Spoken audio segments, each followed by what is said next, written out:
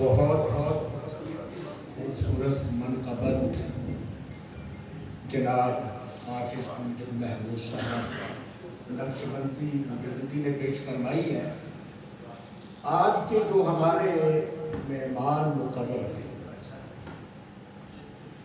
اس سے پہلے آپ بلال جامعہ مسجد میں تشریف لائے، اگرچہ میں بعد میں پہنچا تھا اور آپ تشریف لے گئے تھے، لیکن جب مجھے معلوم ہوا کہ مفتی محمد اسلم صاحب نقشبندی آپ میرپور کی جامعہ مسجد میں خطیب ہیں، اور ساتھ ہی تعارف کرایا گیا مفتی عبد الحکیم صاحب رحمۃ اللہ تعالیٰ علیہ کا، اللہ تعالیٰ انہیں غریق رحمت فرمائے، وہ اہل سنت و جماعت کی ایک جلیل شخصیت تھی، اور ایک وہ وقت تھا کہ راجدھانی کے اندر میں نے وہ جسے جبری بولتے ہیں نا، بڑی مشکل سے لاؤڈ سپیکر ڈھونڈ کے وہاں جلسہ کروایا، اور قبلہ مفتی عبد الحکیم صاحب رحمۃ اللہ تعالیٰ علیہ کو وہاں مقبول کیا گیا۔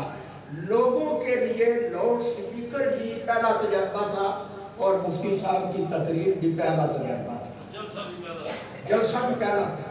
تو بہر کیف آج ہمارے پاس تشریف لائے ہیں جناب مفتی قبلہ محمد اسلم صاحب نقشبندی مجددی جامع برکاتہ العالیہ، میں آپ سے ملتمس ہوں کہ تشریف لائیں اور اپنے عظیم خطاب سے ہم سب کو مستفیض فرمائیں۔ اگرچہ کچھ وقت زیادہ ہو گیا ہے، لیکن تھوڑا آپ کو برداشت کرنا پڑے گا۔ نعرہ تکبیر، نعرہ رسالہ، نعرہ حیدری، نعرہ غوثیہ، عالیہ چورا شریف، قبلہ بابا جی سرکار، قبلہ مفتی صاحب زندہ باد۔ نحمده ونصلي على رسوله الكريم اما بعد فاعوذ بالله من الشيطان الرجيم بسم الله الرحمن الرحيم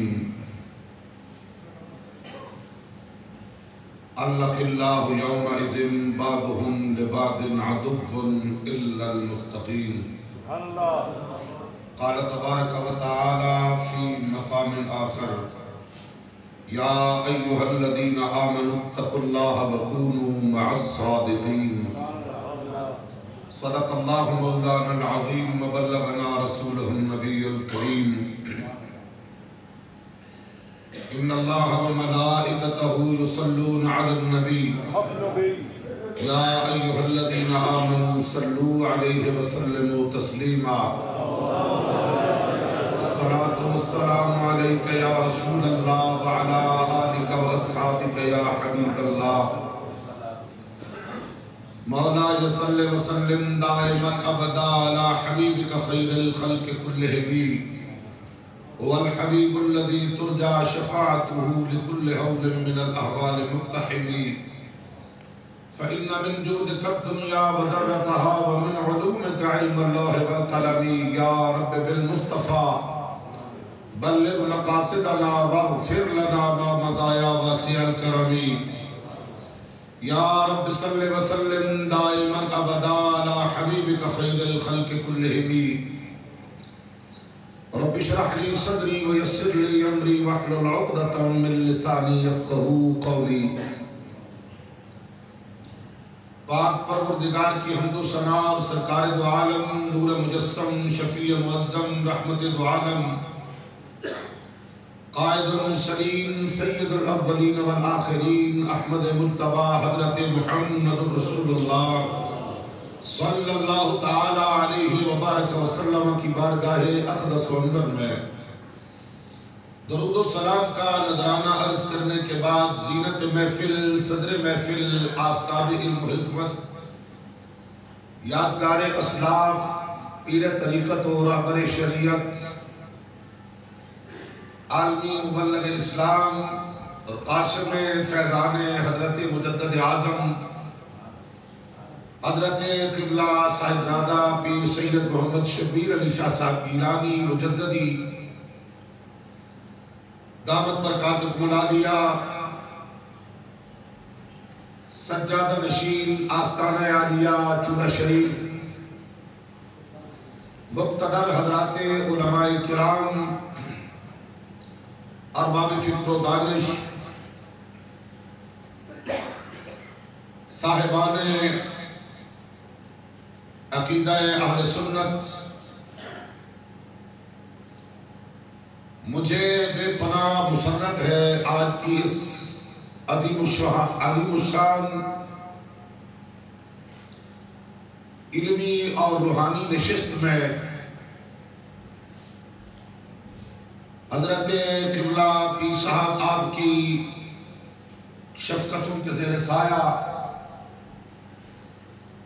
اولیاء کرام کا، مقبولان بارگاہ کا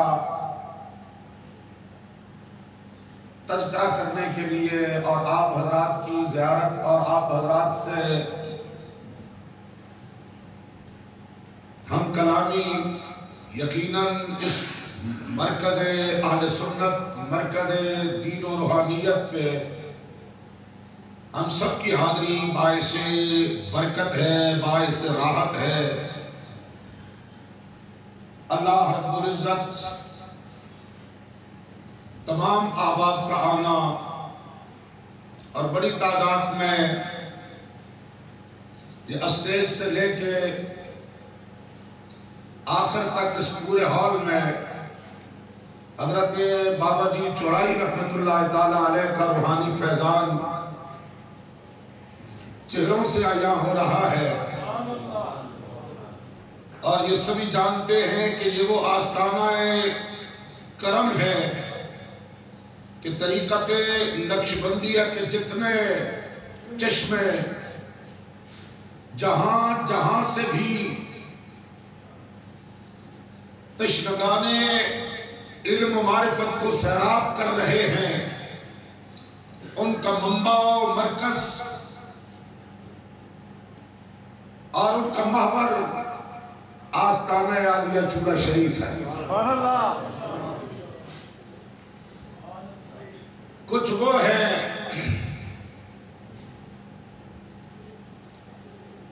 کہ جو اس سے سیرابی کے لیے یا اس پانی اور اس چشمہ صافی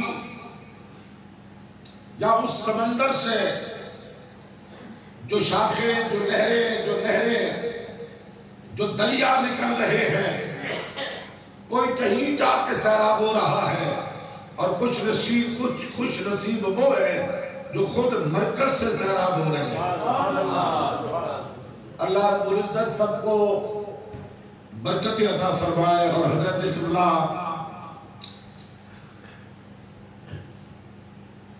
پیر صاحب اللہ رب العزت آپ کو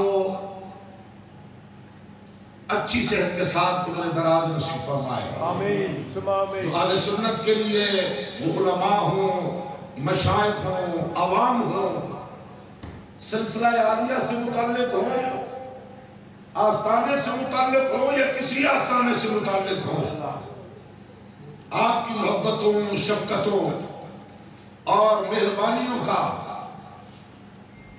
جو ایک سلسلہ ہے وہ سبھی کے لیے یکساں ہے۔ یہ چیزیں بہت کم، لیکن جو بڑے گھر ہوتے ہیں ان کے بڑے ظرف ہوتے ہیں۔ مجھے حضرت قبلہ نے آج کی اس نشست میں جس عنوان پر کچھ معروضات پیش کرنے کے لیے حکم فرمایا، وہ دو چیزیں ہیں۔ ایک ہے ضرورت شیخ اور دوسرا ہے اوصاف شیخ۔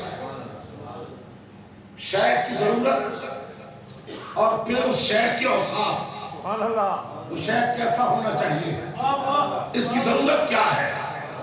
پاکستان میں ایک طبقہ بلکہ دو طرح جن میں تھوڑا تھوڑا فرق ہے، عقائد اور نظریات میں تو وہ دونوں ایک جگہ نظر آتے ہیں، لیکن مسائل میں تھوڑا تھوڑا فرق ہے۔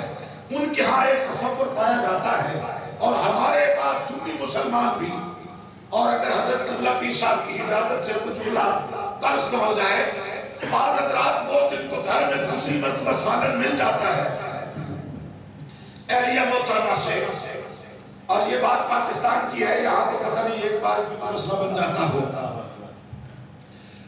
وہ لوگ جو چند کتابیں اگرچہ وہ سکول و کالجز کی ہے، ذرا آسودہ حال ہو جائے اور چند بندوں میں بیٹھنے کا موقع مل جائے، کوئی عزت سے سلام کہہ دے، وہ بھی نصیحتیں کرتے نظر آتے ہیں۔ بھئی بیعت کی تو ضرورت نہیں ہے، سرکار کی سنت کافی ہے۔ یا بیعت تو دو طرح کی ہے، ایک بیعت اسلام، دوسری بیعت جہاد۔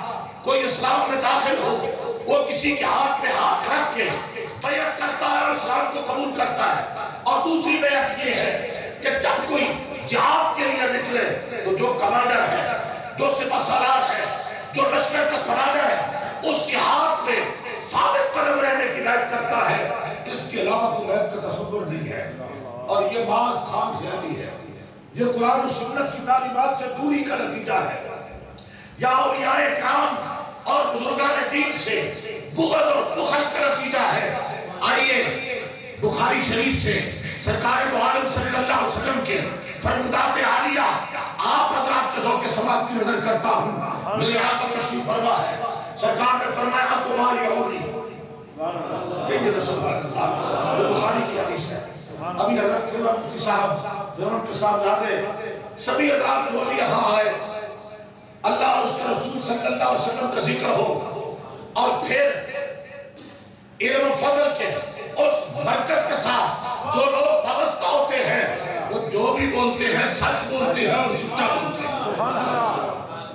آپ نے حضرت قبلہ کا خطاب سنا، محترم کے ابھی وہ منظور کلام سنا، یقیناً اس میں جان نظر آ رہی ہے۔ اگرچہ مجھے شعر کہنا تو نہیں آتا، لیکن اللہ کے فضل و احسان سے ان بزرگوں کی نگاہ کے صدقے سننے کی حد تک مجھے پورا اعتماد ہے کہ سننے کا ذوق بہرحال موجود ہے۔ یہ کون کس درجے کا کلام، کس درجے کی بات ہو رہی ہے، تو آئیے سنیے۔ یہ حدیث مصطفیٰ ہے، سرکار تشریف فرما، میرے آقا نے فرمایا اتبایعونی، ہاتھ پھیلایا سرکار نے، اتبایعونی، آؤ میری بیعت کرو۔ آقا کس بات پہ؟ فرمایا اللہ تشرکو باللہ شیئا، تم شرک نہیں کرو گے، ولا تسرقو ولا توسنو ولا تقتلو، اور ایک حدیث پاک میں ہے ولا تقتلو اولادکم، اور ایک ہے ولا تقتلو اولادہا۔ سرکار نے فرمایا آؤ میرے ہاتھ پہ بیعت کرو۔ آقا کس بات کی؟ توجہ میری طرف، آقا کس بات کی؟ اور یہ بیعت کس کی ہے؟ یہ بیعت اسلام نہیں ہے۔ جو اسلام کے داخل ہو رہے ہیں وہ بیعت باری باری کر رہے ہیں۔ آج سرکار نے پھر اپنی امت کو درس دیا کہ بیعت اسلام بھی ہوتی ہے، بیعت ہدایت بھی ہوتی ہے، بیعت راہبری بھی ہوتی ہے، بیعت راہنمائی بھی ہوتی ہے۔ سرکار نے فرمایا آؤ میرے ہاتھ پہ بیعت کرو، اتبایعونی الا اللہ تشرکون باللہ شیئا، تم اللہ کے علاوہ کسی کو الہ اور معبود نہیں مانو گے، شرک نہیں کرو گے، اس بات کی بیعت کرو۔ آقا کر لی، فرمایا قتل نہیں کرو گے، سرکار مان لیا۔ فرمایا چوری نہیں کرو گے، سرکار مان لیا۔ فرمایا بدکاری نہیں کرو گے، سرکار مان لیا۔ فرمایا او غیرہا، یا جتنی بھی برائیاں اور خباثتیں اور خسائل رذیلہ ہیں وہ سارے خسائل تم ترک کر دو گے، شریعت اسلامیہ پہ عمل کرو۔ اب مجھے بتائیے، جب کوئی شیخ طریقت کے پاس آپ سب اہل طریقت بیٹھے ہیں، صاحب نسبت بیٹھے ہیں، کوئی جب کسی شیخ کے ہاتھ میں ہاتھ دیتا ہے تو وہاں کیا کہا جاتا ہے؟ ووٹ صحیح دے؟ نہیں، ووٹ مانگا جاتا ہے؟ رشتے مانگے جاتے ہیں؟ مال مانگے جاتے ہیں؟ مانگا کچھ نہیں جاتا، فقط دیا جاتا ہے، اور دیا کیا جاتا ہے؟ ہدایت کا درس دیا جاتا ہے، مصطفیٰ کی سنت کا جواب دیا جاتا ہے۔ یہی ہے نا، اور یہ بیعت کا جواز بھی ہوا، اور آصاف مرشد بھی۔ آصاف مرشد کیا ہے؟ سرکار دو عالم صلی اللہ علیہ وسلم نے فرمایا اذا ذکر اللہ، اللہ کا بندہ وہ ہے جس کے چہرے پر جب تیری نگاہ پڑے خدا یاد آ جائے۔ چہرے پہ نگاہ پڑے تو خدا یاد آئے۔ یہاں رک کے جملہ دینا چاہتا ہوں، جس کے چہرے پہ نگاہ پڑنے سے دل ذاکر ہو جائے، غافل دل بیدار ہو جائے، اور جس کے چہرے پہ نگاہ پڑنے سے زبان پہ اللہ کی یاد آ جائے، مجھے بتائیے وہ چہرہ جس چہرے کو دیکھنے سے خدا یاد آتا ہے، اس چہرے والے کا بھی تو دل ہے، اس چہرے والے کی بھی تو زبان ہے، جس کے چہرے میں اتنا روحانیت کا نور ٹپک رہا ہوتا ہے، روحانیت اس قدر ہے کہ چہرہ دیکھنے سے خدا یاد آئے، اس کے دل میں خدا کی رحمت ہے، وہ خود خدا کا کتنا ذاکر ہوتا ہے، وہ خود اللہ رب العزت کی رحمتوں، برکتوں اور عنایات کا مرکز و محور ہوا کرتا ہے۔ فرمایا اذا ذکر اللہ، بندہ اللہ کا وہ ہے جس کو دیکھنے سے خدا یاد آئے۔ اب اللہ اکبر، فرمایا قرآن مجید کی بہت ساری آیات ہیں جن میں مقربین کا تذکرہ موجود ہے۔ اب ضرورت شیخ، اچھا پھر یہ بھی کہا جاتا ہے کہ فلاں صاحب نے اعلیٰ حضرت نے بھی لکھا، ضروری نہیں ہے۔ ضروری پتہ ہے کیا ہوتا ہے؟ ضروری کا مطلب کیا ہے؟ ضروری کا معنی کیا ہے؟ آپ انگلش میں بولتے ہیں مست، لازم، اور ادھر لفظ بولا ضروری۔ جب ہم شریعت اسلامیہ کے دامن میں گئے، ہم نے فقہا سے مدارک پوچھے، اوامر و نواہی کے مدارک پوچھے، تو انہوں نے کہا یہ ضروری کا اپنا کوئی درجہ نہیں ہے۔ توجہ ہے، لفظ ضروری کا اپنا کوئی درجہ نہیں ہوتا۔ اوامر و نواہی کے احکام شریعت سے بیان کیے، فقہا نے ان کے درجے مقرر کیے، فرمایا ایک درجہ امر بالمعروف میں جو سب سے اوپر ہوتا ہے وہ ہے فرض۔ امر بالمعروف میں سب سے اوپر درجہ فرض ہے، فرض کے بعد نیچے واجب آتا ہے، واجب کے بعد سنت موقدہ، سنت موقدہ کے بعد سنت غیر موقدہ، پھر مستحب، پھر مباح، جو دونوں طرف اب نہی عن المنکر کی طرف چلیے، وہاں کہا سب سے اوپر حرام، حرام کے بعد مکروہ تحریمی، مکروہ تحریمی کے بعد مکروہ تنزیہ۔ قدیم فقہا نے یہ 3 درجے بیان کیا، نہی عن المنکر نے 3 درجے مقرر کیے، اور مجدد بریلی نے 2 درجوں کا اضافہ کیا کہ امر بالمعروف میں 5 درجے ہیں، نہی عن المنکر میں بھی 5 ہونے چاہیے۔ وہاں خلاف اطاعت اور خلاف اولا 2 درجوں کا اضافہ کر کے جس طرح امر بالمعروف میں 5 درجے تھے، نہی عن المنکر میں بھی 5 درجے ہیں۔ چلو یہ ان کی اپنی ایک فضیلت ہے۔ اب میں اس سے جو مسئلہ عرض کرنا چاہتا ہوں، جب کہا جائے ضروری نہیں ہے تو ضروری کا معنی فرض کیا ہوتا ہے، ضروری کا معنی مست ہوتا ہے۔ تو اہل سنت کے کب کسی شیخ نے کہا، کب کسی عالم نے کہا، کب کسی فقیر نے کہا، کب کسی عام بندے نے کہا کہ کسی نہ کسی شیخ کا مرید ہونا فرض ہے؟ ہم نے اس کو فرض نہیں کہا، ہاں یہ کہا ہے جو ہو جاتا ہے اس کا بیڑا پار ہے، وہ محفوظ ہو جاتا ہے، محفوظ ہو جاتا ہے، بد عقیدگی سے محفوظ ہوتا ہے، بد عملی سے محفوظ ہوتا ہے، بے عملی سے محفوظ ہوتا ہے۔ اور اگر طریقت و تصوف میں، قرب الہ میں، قرب خدا میں اگر کوئی منازل طے کرنا چاہتا ہے تو پھر بعد اللہ کہہ دیجیے سبحان اللہ، اگر کوئی اس منزل کو پانا چاہتا ہے جو اللہ رب العزت کے قرب کی ہے تو پھر قرآن مجید میں اس کے اشارات ہی نہیں بلکہ صراحتیں موجود ہیں۔ فرمایا اللہ ولی الذین آمنوا، اللہ ولی الذین آمنوا یخرجہم من الظلمات الی النور۔ قرآن مجید کے الفاظ پہ غور کیجئے، پروردگار فرما رہا ہے اللہ مومن کا ولی ہے، اللہ مومن کا ولی ہے، اور پھر کیا کرتا ہے؟ یخرجہم من الظلمات الی النور۔ سلسلہ طریقت و تصوف کے منکرین سے پوچھو کہ رب خود فرما رہا ہے اللہ ولی الذین آمنوا، اللہ مومن کا ولی ہے. آگے فرمایا یخرجہم من الظلمات الی النور، مومن کو ظلمات سے نکال کر نور میں لاتا ہے. سبحان اللہ. مومن کبھی ظلمات میں ہوتا ہے، مومن کبھی اندھیرے میں ہوتا ہے. ایمان تو نور کا نام ہے، ایمان تو ہدایت کا نام ہے، ایمان تو روشنی کا نام ہے. فرمایا مومن مومن ہے، لیکن جس مومن کا ولی ہو جاتا ہے وہ ظلمات سے نہیں نکالتا. جس کا نام کفر ہے، جس کا نام بے دینی ہے، جس کا نام شرک ہے، جس کا نام بے عملی ہے، جس کا نام بدعملی ہے، اس سے نہیں. مومن پہلے سے ہے، پروردگار اس کی دستگیری فرماتا ہے اور اٹھا کر قرب کی منزل پر لے آتا ہے. اپنے قرب کی منزلیں اسے عطا فرماتا. یخرجہم من الظلمات الی النور. یہ وہ جو صوفیاء نے کہا جو دم غافل سو دم، یہ جملہ ہے نا، جو دم غافل سو دم کافر. اور اگر سارا ایسا ہی ہو تو پھر ہم کہاں کھڑے ہوں گے؟ یہ ان مخصوص بندوں کا مقام، مخصوص لوگوں کا درجہ ہے. رب کے ہم سارے ایک جیسے نہیں ہوتے، ہر ایک کا اپنا مقام ہوتا ہے، ہر ایک کی اپنی شان ہوتی ہے. کوئی وہ ہے جو کہتا ہے اے اللہ میں تیرا بندہ ہوں، لوگ کہتے ہیں میں تیرا ہوں.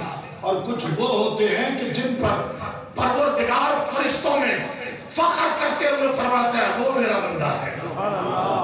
توحید تو یہ ہے کہ خدا حشر میں کہتے یہ بندہ تو عالم سے خفا میرے لیے، یہ بندہ تو عالم سے خفا میرے لیے ہے. طریقت کی ضرورت، طریقت کی ضرورت، شیخ کا مرید ہونا ضروریات دین اور فرائض میں سے نہیں، مانا ہونا فرض نہیں ہے. کیا جو چیز فرض نہ ہو وہ نہیں کی جاتی؟ جو چیز فرض نہ ہو وہ چھوڑ دیا جائے. نیچے واجب کا درجہ ہے، اس سے نیچے سنت کا درجہ ہے، اس سے نیچے مستحب کا درجہ ہے. الغرض یہ جتنے مدارج ہیں اور پھر سرکار نے صحابہ کو بیعت کر کے یہ طریقہ بتا دیا کہ یہ بیعت ہدایت سرکار کی عطا ہے. اور وہ شیخ کا ہاتھ نسبت بتدریج بڑھتے بڑھتے در مصطفیٰ پہ جاتا ہے. یہی وجہ ہے، یہی وجہ ہے کہ سراسر طریقت میں جو مقطوع سلسلہ ہوتے ہیں بزرگ ان کو تو سلام کرنا بھی گوارا نہیں کرتا. طریقت کے سلسلے میں مقطوع سلسلہ کو قبول نہیں کیا جاتا. لو آخری جملے عرض کر رہا ہوں. اوصاف حدیث میں نے سرکار کی پڑھ دی. اظہار ذکر اللہ، خدا یاد آئے. عام بندے کے لیے بس ایک ہی معیار ہے، ایک ہی کسوٹی ہے کہ جس کسی کے ہاتھ پہ ہاتھ دینا مقصود ہو، دیکھ اس کا حسب کیسا ہے، اس کا نسب کیسا ہے، یہ کن کا ہے. وہاں کوئی کمی بھی ہو تو پیچھے جڑے چیزیں چاہیے. یہ نہ کہو کہ یہاں بندے بڑے آتے ہیں، یہاں سلسلہ بڑا وسیع ہے، یہاں لنگر بڑا وسیع ہوتا ہے، یہاں لوگ بڑی کثرت سے آتے ہیں. میڈیا پہ بھی چھایا ہوا ہے، واہ بلے بلے بڑی ہو رہی ہے. حضرت باعزید بستامی رحمت اللہ تعالیٰ علیہ سلسلہ عالیہ نقشبندیہ کے بزرگ، بس آخری جملہ ہے. ایک صاحب آئے، کچھ روز گزر گئے، جانے لگے. آپ نے فرمایا بھئی آپ کیسے آئے تھے؟ آنے کا کوئی مدعا، کوئی مقصد کو بات نہیں کی، کیوں آئے؟ بغیر بتائے چلے جا رہے ہیں. 3 دن گزر گئے. میں نے پوچھا حضرت آیا تو بھیا کو نے کہا میں اظہار نہیں کیا. میں نے کہا اس لیے اظہار نہیں کیا کہ کوئی کمال اور کوئی کرامت نہیں دیکھی، کوئی کرامت نہیں دیکھی. یہاں لوگ کے ایک سن آج کروں گا، کرامات کو دیکھنے کے لیے بھی نگاہ اور بصیرت کی ضرورت ہوا کرتی ہے، وگرنہ کرامات جو اللہ کے بندے ہوتے ہیں شریعت مطالعہ کے